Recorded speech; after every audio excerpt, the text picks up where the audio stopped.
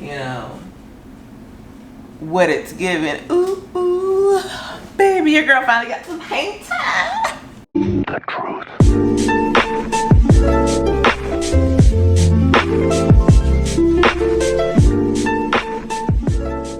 Hey guys, welcome back to my channel. It's your girl in the house. We got me in the house. We got you in the house. You feel me? Thank you for being here so very much. You know, you could be anywhere in the world right now, anywhere in the world, but you chose to be here with me, so I appreciate you. Let's get right into this little hair journey.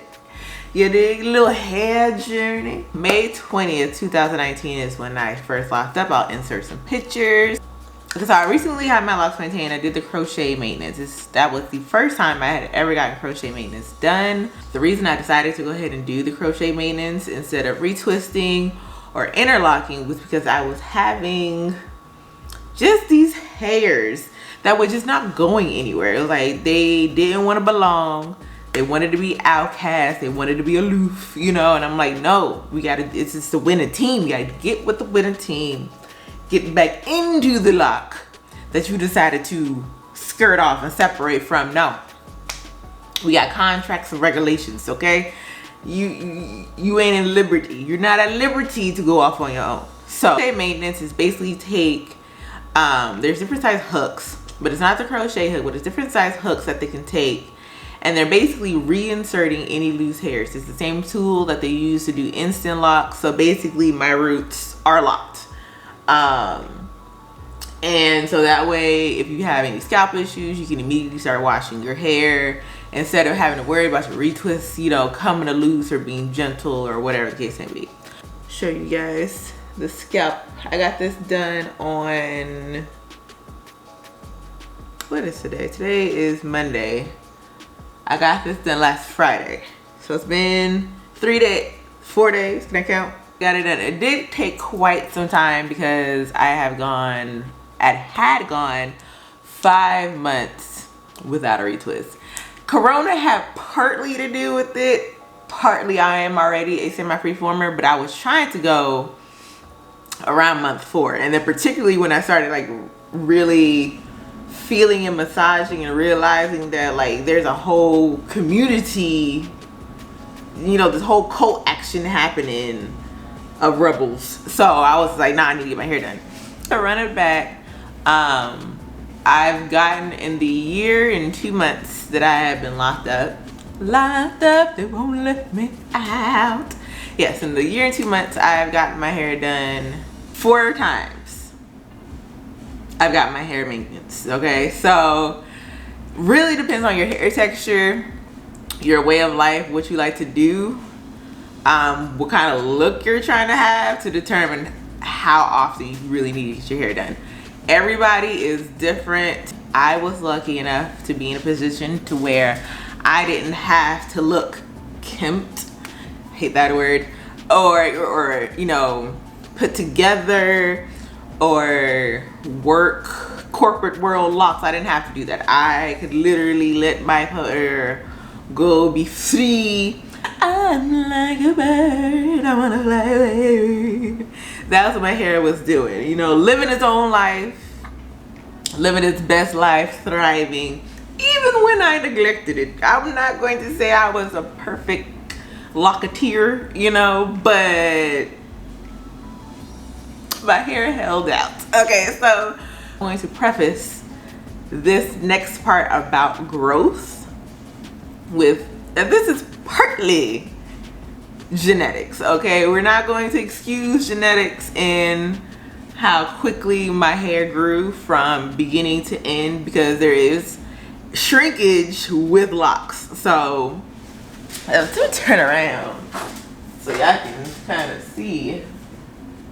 So there's a bit of genetics, but from what I did, I think what helped me the most is, I don't put my hands in my hair. If I'm not oiling it, oiling my scalp, moisturizing my scalp or locks, washing it, popping the locks, if I'm not doing something that pertains to my hair, my hands are not in it. I'm not the twirler.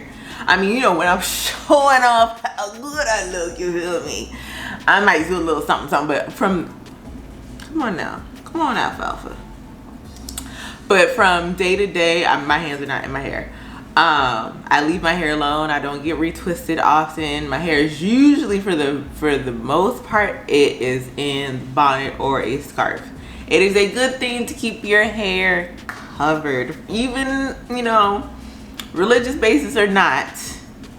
Keeping your locks, particularly like now with the fact that I have a fresh, you know, situation, and you can see the scalp, the skin is exposed and all that type of stuff. This is more so when I have my hair covered, because my scalp is now being hit by wind, the sun, when it used to be protected, you know, under a whole fro situation. It's not used to being exposed, you feel me? This ain't TMZ. This hair, dog, you want to use Usain Bolt so bad. So for me, I have to oil more now. I have to spray it up more now. But as far as what I moisturize with, I know it's kind of everywhere. I'm hoping that I can at least splice it up to where everything's congruent, and actually makes sense. But yeah, so partly this is genetics, you know. The other part of it is I'm leaving my hair alone. And then we have I don't put randomness in my hair. I don't put gels, souffles, waxes. If it ain't oil, I will put aloe vera gel, fresh aloe vera gel in my hair. And then I moisturize with either aloe water or rose water or something of that nature. And then oil it with, right now, what I've learned works really well for my hair is wild growth oil. And I don't know if the wild growth oil is attributing to any growth, because I have gone times where I've gone weeks without oiling my scalp. Okay, so I don't know. I don't know if the wild growth oil has anything to do with the length, but I can say with the health of my scalp, because it has the sulfur in it. I think that's a key ingredient that kind of helps with the dandruff, is the sulfur. Because I have a dandruff issue. If you didn't know, now you know. Okay, so that, and then coupled with a little bit of Haitian castor oil, to the rescue, just a little bit, because castor oil is very thick. So if you are prone to clogged pores, dilute it. Okay. Particularly, I mean, the Haitian castor oil, I think because of the magic that's in there, it works to me very differently from how my scalp normally reacts with regular, plain, cold pressed castor oil. That'll just clog it up, okay? And we don't want those problems, because healthy scalp promotes healthy growth. So clogged scalp, clogged pores in the scalp stunts growth. Do you get it? And then a little bit of vitamin E. I don't use conditioner. I know people are gasping. I know people are gasping in the comments. No, I do not put conditioner in my hair. If you want to use conditioner in your hair, that is your business. Anything you do to your hair is your business, okay? Obviously, my hair hasn't broken off yet, so something must be working. Conditioner is not the end all be all to your hair. Now, if you know, textures aside, porosity aside, know what works for your hair. See, because I do have some times where, you know, it's feeling a little crunch. Like I said, that's when the aloe vera comes. That's when you know, start spritzing it up a little bit more with the water, the rose water and things like that, to get it back moisturized. If you do put conditioner in your hair, take the extra time. I'm a lazy natural, so I don't. Take the extra time it takes to thoroughly rinse out the conditioner. Make sure the water pressure that you have is forceful enough to help forcefully remove that conditioner from your hair, and squeeze until there's nothing left. I used to wash my hair with African black soap, you know, because it's good for the scalp and things of that nature, and it'll get it out, whatever is in there. African black soap,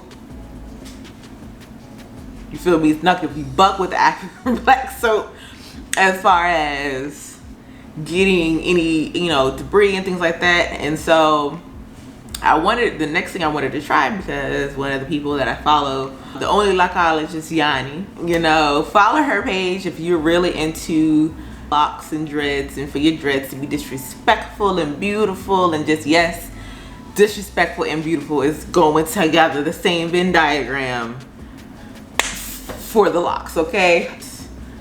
I use the Dr. Bronner's all-purpose. You can, you know, mop the floor with it if you want to. I wash my hair with that. I use the tea tree one, and I feel like that does for my scalp very, very well. And I'm, you know, just in there washing, getting all types of sudsy to make sure I'm getting everything that I can up out of there, you know.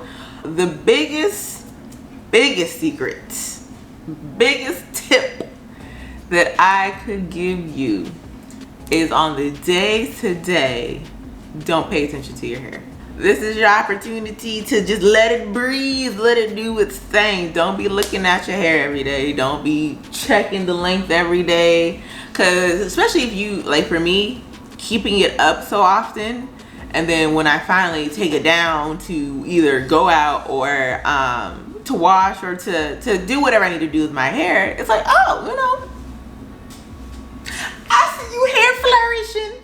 But if you staring at it day in and day out, every hour looking for the inches, and staring at them, obviously you're gonna look at yourself in the mirror.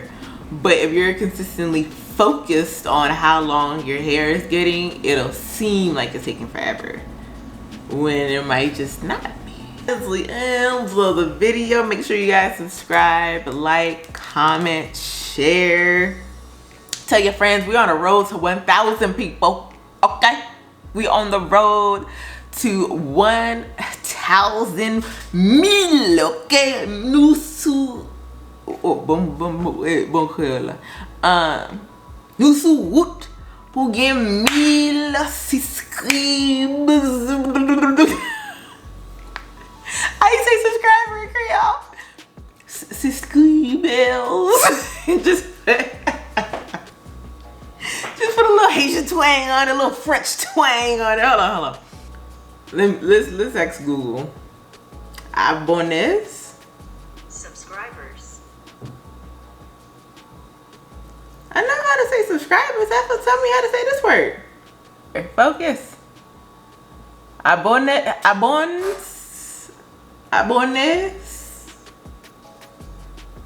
Any case, hit that notification bell so you get notified each and every time I Millie rock on the beat and drop some new content. We're not Millie rocking anywhere. But that's the end of the video. You feel me? I come to the club shaking my dreads. When I'm done, I'm busting these heads. Okay. Now that's the end of the video.